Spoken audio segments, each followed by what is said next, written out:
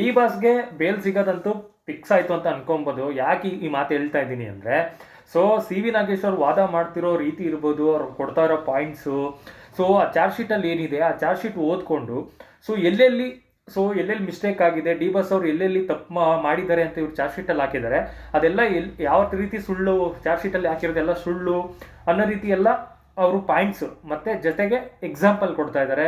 So ಅಲ್ಲಿ ಯಾವ್ಯಾವ ರೀತಿ ಪಾಯಿಂಟ್ಸ್ ಇಡಬೇಕೋ ಆ ರೀತಿ ಪಾಯಿಂಟ್ಸ್ ಇಟ್ಟು ಮಾತಾಡ್ತಾ ಇದ್ದಾರೆ. ಸೊ ನಾಗೇಶ್ ಅವ್ರು ವಾದ ಮಾಡ್ತಿದ್ರೆ ಖಂಡಿತ ಜಡ್ಜ್ ಅವ್ರಿಗೆ ಮನವರಿಕೆ ಆಗತ್ತೆ ಇಲ್ಲಿ ಡಿ ಬಾಸ್ ಅವರು ಈ ಕೇಸಲ್ಲಿ ಇನ್ನೋಸೆಂಟ್ ಅಂತ. ಸೊ ಅವ್ರಿಗೆ ರೆಗ್ಯುಲರ್ ಬೇಲು ಸಿಗ್ಬೋದು, ಇಲ್ಲ ಇವಾಗ ಏನು ಕೊಟ್ಟಿದ್ದಾರೆ ಮೆಡಿಕಲ್ ಬೇಲ್ ಏನಿದೆ ಅದನ್ನ ಎಕ್ಸ್ಟೆಂಡ್ ಮಾಡ್ತಾರೆ, ಸ್ವಲ್ಪ ದಿನ ಎಕ್ಸ್ಟೆಂಡ್ ಮಾಡಿ ರೆಗ್ಯುಲರ್ ಬೇಲ್ಗೆ ಸ್ವಲ್ಪ ಮುಂದಕ್ಕೆ ಹಾಕ್ತಾರೆ ಅಂತ ನಾನು ಅಂದ್ಕೊಂಡಿದ್ದೀನಿ. ಸೊ ನೋಡೋಣ, ದೇವ್ರು ಇದ್ದಾನೆ, ಎಲ್ಲ ಅಭಿಮಾನಿಗಳು ದೇವ್ರ ಹತ್ರ ಕೇಳ್ಕೊಳ್ಳಿ, ಒಳ್ಳೇದಾಗುತ್ತೆ ಅಂತ ನಾನು ಅಂದ್ಕೊಂಡಿದ್ದೀನಿ. ಹಾಗೆ ಕೆಲವರು ಡಿ ಬಾಸ್ ವಿಡಿಯೋ ಕೆಳಗಡೆ ಬಂದ್ಬಿಟ್ಟು ಕೆಟ್ಟದಾಗ ಕಮೆಂಟ್ ಮಾಡ್ತೀರಾ, ಸೊ ಬೇಲ್ ಸಿಗ್ಬಾರ್ದು, ಪಕ್ಕಾ ಫಿಕ್ಸ್ ಜೈಲು, 7 ವರ್ಷ ಜೈಲು, ಈ ರೀತಿ ಕೆಟ್ಟದಾಗೆಲ್ಲ ಕಮೆಂಟ್ಗಳು ಮಾಡ್ತಾ ಇದ್ದೀರಾ. ಬ್ಯಾಡ್ರಪ್ಪ, ಯಾಕ್ರಪ್ಪ ಇವೆಲ್ಲ? ನಾನು ಪದೇ ಪದೇ ಹೇಳ್ತಾ ಇದ್ದೀನಿ, ಸ್ಟಾರ್ ವಾರ್ಗಳು ಇರ್ಬೋದು, ಫ್ಯಾನ್ಸ್ ವಾರ್ ಇರ್ಬೋದು, ಇವೆಲ್ಲ ಬೇಡ. ಸೊ ಎಲ್ಲ ಕನ್ನಡಿಗರು, ಡಿ ಬಾಸ್ ಬಂದು ಕನ್ನಡಿಗರು, ಸೊ ಅವ್ರನ್ನ ಈ ರೀತಿ ಟಾರ್ಗೆಟ್ ಮಾಡೋದು ಬಿಡಿ.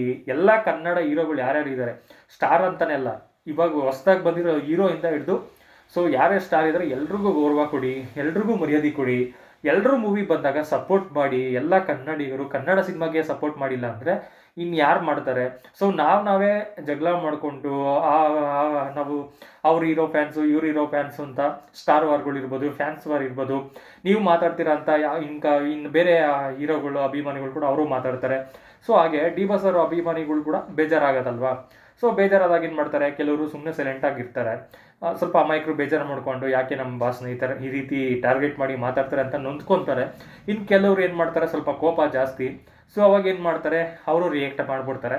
ಬಟ್ ಮಾಡೋಕ್ಕೆ ಹೋಗ್ಬೇಡಿ, ನೀವು ಯಾರೋ ಮಾತಾಡ್ತಾರೆ ಅಂತ ಸೊ ನೀವು ಮಾಡೋಕ್ಕೆ ಹೋಗ್ಬೇಡಿ. ಡಿ ಬಾಸ್ ಅಭಿಮಾನಿಗಳು ಏನಿದ್ದೀರಾ, ನೀವು ತುಂಬ ಒಳ್ಳೆಯವರು, ಹಂಗನ್ಬಿಟ್ಟು ಬೇರೆಯವ್ರು ಒಳ್ಳೆಯವರು ಅಂತೂ ಅಲ್ಲ, ಎಲ್ಲರೂ ಒಳ್ಳೆಯವರು ಇದ್ದಾರೆ. ಅದರಲ್ಲೂ ಕೆಲವರು ಅವ್ರ ಅಭಿಮಾನಿಗಳಲ್ಲ, ಇವ್ರ ಅಭಿಮಾನಿಗಳಲ್ಲ, ಅವ್ರಿಗೆ ಮೇಯ್ನ್ ಏನು ಮಾತಾಡೋಕ್ಕೆ ಒಂದು ಏನಾದರೂ ಪಾಯಿಂಟ್ ಬೇಕು, ವಿಷಯ ಬೇಕು, ಅದಕ್ಕೋಸ್ಕರ ಏನು ಮಾಡ್ತಾರೆ, ಅವ್ರ ಮಧ್ಯೆ ತಂದಿಟ್ಟು ತಮಾಷೆ ನೋಡೋ ಜನಗಳು ಕೂಡ ಇರ್ತಾರೆ. ಸೊ ಹಾಗನ್ಬಿಟ್ಟು ನೀವು ಡಿ ಬಾಸ್ ಅಭಿಮಾನಿಗಳು ಏನಿದ್ರೆ ಕೆಲವರು, ಎಲ್ಲರೂ ಅಲ್ಲ, ಕೆಲವರು ಕೋಪ ಮಾಡ್ಕೊತೀರಾ. ನೀವು ಕೋಪ ಮಾಡ್ಕೊಳೋದು ಕೆಟ್ಟಿದ್ದು ಅಂತೆಲ್ಲ ಹೇಳ್ತಾಯಿಲ್ಲ, ಬಾಸ್ ಬಗ್ಗೆ ಮಾತಾಡಿದಾಗ ನಿಮಗೆ ಕೋಪ ಬರೋದು ಸಹಜ, ರಿಯಾಕ್ಟ್ ಮಾಡೇ ಮಾಡ್ತೀರಾ. ಬಟ್ ನೋಡ್ಕೊಂಡು ರಿಯಾಕ್ಟ್ ಮಾಡಿ, ಸಮಾಧಾನವಾಗಿರಿ. ಯಾರು ಏನೇ ಮಾತಾಡಿದ್ರು ತಲೆ ಕೆಡ್ಸ್ಕೊಳಕ್ಕೆ ಹೋಗ್ಬೇಡಿ. ಸ್ನಾನ ಮಾಡಬೇಕಾದ್ರೆ ಎಷ್ಟೋ ಉದ್ರೋಗುತ್ತೆ, ಇವರೆಲ್ಲ ಯಾರು ಅನ್ನೋ ರೀತಿ ಸೈಲೆಂಟಾಗಿರಿ. ಹಾಗೆ ಬೇರೆ ಹೀರೋಗಳ ಅಭಿಮಾನಿಗಳು ಏನಿದ್ದೀರಾ, ದಯವಿಟ್ಟು ನೀವು ಡಿ ಬಾಸ್ ಅಭಿಮಾನಿಗಳು ಮಾತಾಡ್ತಾ ಇದ್ದಾರಾ, ಇಲ್ಲ ಬೇರೆ ಯಾರೋ ಸೆಂಟ್ರಲ್ ಮಾತಾಡ್ತಾ ಇದ್ದಾರಾ ನೋಡ್ಕೊಂಡು ಮಾತಾಡಿ. ಯಾಕೆ ಅಂದರೆ ಇಲ್ಲಿ ಡಿ ಬಾಸ್ ಅಭಿಮಾನಿಗಳು ಮಾತಾಡೇ ಇರಲ್ಲ, ಬಟ್ ಅಲ್ಲಿ ಡಿ ಬಾಸ್ ಅಭಿಮಾನಿಗಳು ಮಾತಾಡಿದ್ರು ಅನ್ನೋ ರೀತಿ ಬಿಂಬಿಸ್ತಿರ್ತಾರೆ. ಬಟ್ ಡಿ ಬಾಸ್ ಅವ್ರು ಫೋಟೋ ಹಾಕ್ಕೊಂಡು ಬ್ಯಾಡ್ ಕಮೆಂಟ್ ಹಾಕೋದು, ಬೇರೆ ಹೀರೋಗಳಿಗೆ ಕೆಟ್ಟದಾಗಿ ಕಮೆಂಟ್ಗಳು ಮಾಡೋದು, ಈ ರೀತಿ ಎಲ್ಲ ಮಾಡ್ತಾರೆ. ಬಟ್ ಅವ್ರು ಯಾರು ಡಿ ಬಾಸ್ ಅಭಿಮಾನಿಗಳಲ್ಲ. ಹಾಗೆ ಬೇರೆ ಹೀರೋಗಳ ಅಭಿಮಾನಿಗಳ್ದು ಅಂತ ಹೇಳ್ಕೊಂಡು ಅವ್ರು ಹೀರೋ ಫೋಟೋಗಳು ಹಾಕ್ಕೊಂಡು ಸೊ ನಾವು ಹೀರೋ ಅಭಿಮಾನಿ ಅಂತೇಳಿ ಡಿ ಬಾಸ್ಗೆ ಕೆಟ್ಟದಾಗಿ ಕಮೆಂಟ್ ಮಾಡ್ತಾರೆ. ಅವ್ರ ಅಭಿಮಾನಿಗಳಲ್ಲ, ಇವರೆಲ್ಲ ಸೆಂಟ್ರಲ್ ತಂದಿಟ್ಟು ತಮಾಷೆ ನೋಡೋರು. ಸೊ ಇದನ್ನೆಲ್ಲ ನೋಡಿದಾಗ ಏನು ಮಾಡ್ತಾರೆ, ಒರಿಜಿನಲ್ ಅಭಿಮಾನಿಗಳು ಯಾರು ಇರ್ತಾರೆ ಸೊ ಅವರು ರಿಯಾಕ್ಟ್ ಮಾಡಿಬಿಡ್ತಾರೆ. ಸೊ ಅದರಿಂದ ದಯವಿಟ್ಟು ಇಂಥವ್ರಿಗೆಲ್ಲ ತಲೆ ಕೊಡಬೇಡಿ, ಕಿವಿ ಕೊಡಬೇಡಿ. ನೋಡಿದ್ರು ಅಯ್ಯೋ ಇವರು ಒಂದು ಮೆಂಟಲ್ ನನ್ನ ಮಕ್ಕಳು ಅಂದ್ಕೊಂಡು ಸೈಡಿಗೆ ಹೋಗ್ಬಿಡಿ. ಸೊ ಎಲ್ಲರೂ ಕರ್ನಾಟಕದಲ್ಲಿ ಎಲ್ಲರೂ ಒಂದೇ, ಅವ್ರ ಮೇಲೂ ಇವ್ರ ಮೇಲೂ ಅಂತ ಏನಿಲ್ಲ. ಬಟ್ ಸಪೋರ್ಟ್ ಮಾಡೋಣ, ಆದರೆ ಸಪೋರ್ಟ್ ಮಾಡೋಣ, ಇಲ್ಲ ಅಂದರೆ ಸೈಲೆಂಟಾಗಿ ಇದ್ಬೇಡೋಣ. ಇವಾಗ ನೀವು ಫಾರ್ ಎಕ್ಸಾಂಪಲ್ ನಾನು ದರ್ಶನ್ ಸರ್ ಅಭಿಮಾನಿ ಆಗಿದ್ದೀನಿ ಅಂದ್ಬಿಟ್ಟು ಬರೀ ನಾನು ಡಿ ಬಾಸ್ ಅವ್ರ ಮೂವಿ ಮಾತ್ರ ನೋಡ್ತೀನ? ಇಲ್ಲ ತಾನೆ. ಯಾವುದೇ ಹೀರೋದಾಗಲಿ ಮೂವಿ ಬರ್ತಾ ಇದೆ ಅಂದರೆ ನಾನು ಫಸ್ಟ್ ಡೇ ನೋಡೋಕ್ಕಾಗಿಲ್ಲ ಅಂದರೆ ಅಟ್ಲೀಸ್ಟ್ ಸೆಕೆಂಡ್ ಡೇ ಆದರೂ ನೋಡ್ತೀನಿ. ಇನ್ ಕೇಸ್ ಸೆಕೆಂಡ್ ಡೇ ನೋಡಿಲ್ಲ ಅಂದರೂ ಕೂಡ 1 ವೀಕ್ ಆದಮೇಲೆ ಆದರೂ ನೋಡ್ತೀನಿ. ಹಂಗೆ ಅಂದ್ಬಿಟ್ಟು ನಾನು ನೋಡದೇ ಇರೋಕ್ಕಾಗತ್ತಾ? ಡಿ ಬಾಸ್ ಮೂವಿ ಬಂದು ವರ್ಷಕ್ಕೆ 2 ಬರ್ಬೋದಾ, ಇಲ್ಲ 1 ಬರ್ಬೋದಾ? ಸೊ ನಾವು ವರ್ಷಕ್ಕೆ ಒಂದೇ ಮೂವಿ ನಾನು ನೋಡೋದು, ಹಾಗೆ ಬೇರೆ ಯಾವ ಮೂವಿನೂ ನೋಡೋದೇ ಇಲ್ವಾ? ಅಲ್ಲ ರೀ, ನಾವು ಕನ್ನಡ ಸಿನಿಮಾ ಅಲ್ಲ ಬೇರೆ ಸಿನಿಮಾಗಳು ಕೂಡ ನೋಡ್ತೀವಲ್ವಾ ಕನ್ನಡಿಗರು? ಬರೀ ನಾವು ಕನ್ನಡ ಸಿನಿಮಾನ ನೋಡ್ತೀವಿ, ನಮ್ದು ಯಾವ ಕರ್ನಾಟಕದಲ್ಲಿ ಯಾವ ಮೂವಿ ರಿಲೀಸ್ ಇದ್ರು ಕೂಡ, ಇವಾಗ ತೆಲುಗು ಮೂವಿ ರಿಲೀಸ್ ಆದರೂ ನೋಡ್ತೀವಿ, ಹಿಂದಿ ರಿಲೀಸ್ ಆದರೂ ನೋಡ್ತೀವಿ, ತಮಿಳಾದರೂ ನೋಡ್ತೀವಿ, ಅವರೆಲ್ಲ ಡಬ್ ಮಾಡಿ ಬಿಡ್ತಾ ಇದ್ದಾರೆ ಇವಾಗ ಕನ್ನಡದಲ್ಲಿ. ಸೊ ಅದನ್ನು ನಾವು ನೋಡ್ತೀವಲ್ವಾ? ಸೊ ಬೇರೆಯವ್ರ ಮೂವಿನೇ ನೋಡ್ತೀವಿ ಅಂದಮೇಲೆ ನಾವು ಕನ್ನಡಿಗರು ನಮ್ಮ ಕನ್ನಡ ಸಿನಿಮಾ ನೋಡ್ತಾ ಇರ್ತೀವ? ಯಾಕೆ ಸ್ಟಾರ್ ವಾರ್ಗಳು ಇವೆಲ್ಲ ಬೇಕಾ ನಮಗೆ? ಸೊ ಡಿ ಬಾಸ್ಗೆ ಏನೋ ಆಗ್ಬಿಟ್ಟಿದೆ, ಸಮಸ್ಯೆ ಆಗಿದೆ, ಆಗಬಾರ್ದಾಗಿತ್ತು. ಅದನ್ನೇ ನೀವು ಎತ್ಕೊಂಡು ಅವ್ರಿಗೆ ಕೆಟ್ಟದಾಗಿ ಕಮೆಂಟ್ಗಳು ಮಾಡೋದೆಲ್ಲ ಬಿಡಿ. ಸೊ ಇಲ್ಲಿ ದರ್ಶನ್ ಸರ್ ಅವರು ಇನ್ನೋಸೆಂಟು, ಸೊ ಅವ್ರಿಗೆ ಟೈಮ್ ಸರಿ ಇಲ್ಲ, ಈ ರೀತಿ ಆಗಿದೆ. ಬಟ್ ಡಿ ಬಾಸ್ ಅವರು ಈ ಕೇಸಿಂದ ಹೊರಗಡೆ ಬಂದೇ ಬರ್ತಾರೆ. ಯಾಕೆಂದರೆ ಇದರಲ್ಲಿ ಇನ್ನೋಸೆಂಟ್ ಆಗಿದ್ದಾರೆ, ಡಿ ಬಾಸ್ ಅವ್ರನ್ನ ಟಾರ್ಗೆಟ್ ಮಾಡಿ ಯಾರೋ ಫಿಕ್ಸ್ ಮಾಡಿದ್ದಾರೆ ಅಂತ ಮಾತಾಡ್ತಾ ಇರ್ತಾರೆ. ಸೊ ಇದೇ ಈ ಸೋಕಾಲ್ಡ್ ಮೀಡಿಯಾಗಳು ಏನಿರ್ತಾರೆ ಅವರೇ ಹಿಂಗೂ ಹೇಳ್ತಾರೆ ಹಂಗೂ ಹೇಳ್ತಾರೆ. ಬಟ್ ಯಾವ್ದು ನಂಬಬೇಕು ಯಾವ್ದು ಬಿಡಬೇಕು ಅಂತ ನಮಗೆ ಗೊತ್ತಿಲ್ಲ. ಸೊ ಕೋರ್ಟಲ್ಲಿ ನಡೀತಾ ಇದೆಯಲ್ಲ, ಕೋರ್ಟಲ್ಲಿ ತೀರ್ಪು ಬಂದ್ಮೇಲೆ ಡಿಸೈಡ್ ಮಾಡೋಣ ಯಾರ್ದು ತಪ್ಪು ಯಾರ್ದು ತಪ್ಪಿಲ್ಲ ಅಂತ ಡಿಸೈಡ್ ಮಾಡೋಣ. ಅಲ್ಲಿವರೆಗೂ ಆದರೂ ದಯವಿಟ್ಟು ಸೈಲೆಂಟ್ ಆಗಿರಿ. ಅವ್ರಿಗೇನೆ ಕೆಟ್ಟದಾಗೆಲ್ಲ ಮಾತಾಡೋಕೆ ಹೋಗೋದು ಅವೆಲ್ಲ ಬೇಡ. ಸೊ ಇವಾಗ ಇವ್ರಿಗೆ ಪ್ರಾಬ್ಲಮ್ ಆಗಿದೆ, ನೆಕ್ಸ್ಟ್ ಇನ್ನೊಬ್ರಿಗೆ ಪ್ರಾಬ್ಲಮ್ ಆಗುತ್ತೆ, ಆಮೇಲೆ ಮತ್ತೊಬ್ರಿಗೆ ಪ್ರಾಬ್ಲಮ್ ಆಗುತ್ತೆ. ಹಂಗಂದ್ಬಿಟ್ಟು ಎಲ್ಲರಿಗೂ ನಾವು ಮಾತಾಡ್ಕೊಂಡು ಕೂತ್ಕೊಳಕ್ಕಾಗತ್ತಾ? ಬೇಡ, ಬಿಟ್ಬಿಡಿ. ಸೊ ಅದು ಅವ್ರ ಪರ್ಸ್ನಲ್ ಇರ್ಬೋದು, ಸೊ ಅವ್ರು ನೋಡ್ಕೊತಾರೆ. ಬಟ್ ಇದರಲ್ಲಿ ಇನ್ನೋಸೆಂಟ್ ಇದ್ದರೆ ನೀವು ಮಾತಾಡಿರೋ ಮಾತುಗಳೆಲ್ಲ ಏನಾಗುತ್ತೆ, ಏನು ಅರ್ಥ ಕೊಡುತ್ತೆ? ಸೊ ಇವಾಗ ಅವ್ರು ತಪ್ಪು ಮಾಡಿದರೆ ನೀವು ಮಾತಾಡಿರೋದಕ್ಕೂ ಓಕೆ ಅಂದ್ಕೊಂಡ್ಬಿಡ್ಬೋದು.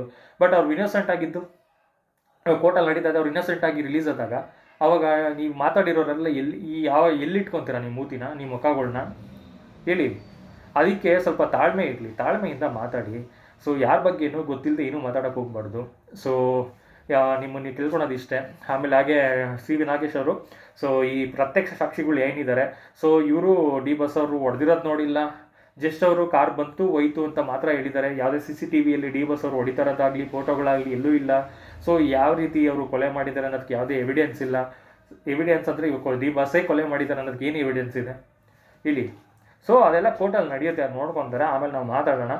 ಸೊ ಅಲ್ಲಿವರೆಗೂ ಅದು ಬಿಟ್ಟು ಈ ಸ್ಟಾರ್ ವಾರ್ಗಳು ಫ್ಯಾನ್ಸ್ ವಾರ್ಗಳನ್ನ ಬಿಡಿ. ಫಸ್ಟು ಕರ್ನಾಟಕದಲ್ಲಿ ಎಲ್ಲ ಒಂದೇ ಅನ್ನೋ ರೀತಿಯಲ್ಲಿ ನಡ್ಕೊಳ್ರಿ. ಸೊ ನೋಡೋಣ ಯಾವ ರೀತಿ ಮಾಡ್ತೀರಾ. ನೀವು ಎಷ್ಟೇ ಆದರೂ ಕೆಲವರು ಮಾಡ್ತೀರಾ, ಬಟ್ ಮಾಡೋರು ಯಾರು ಬೇರೆಯವರ ಹೀರೋಗಳ ಅಭಿಮಾನಿಗಳಲ್ಲ, ನಮ್ಮ ಡಿ ಬಾಸ್ ಅಭಿಮಾನಿಗಳು ಅಲ್ಲ. ಸೆಂಟ್ರಲ್ಲಿ ತಂದಿಟ್ಟು ತಮಾಷೆ ನೋಡೋ ಕೆಲವು ಜನಗಳು ಅಂತ ಅರ್ಥ ಮಾಡ್ಕೊಳ್ಳಿ.